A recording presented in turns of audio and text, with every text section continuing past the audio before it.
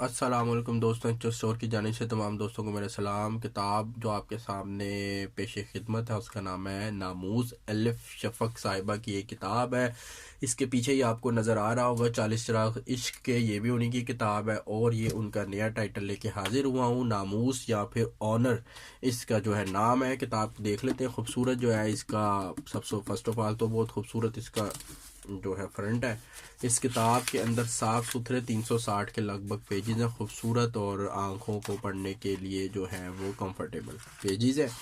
इस किताब की कीमत 950 रुपये है। एचओ स्टोर के ऊपर इंशाल्लाह आपको मुनासिब कीमत में किताब मिल जाएगी। वीडियो की डिस्क्रिप्शन के अंदर इस बुक का लिंक मैं ऐड कर रहा हूँ। जिस आपको भी चाहिए हो, अलिफ शफ़क़ साहिबा का नामूस जो नावल है, तर्जुमा इसका हुमा अनवर ने किया है।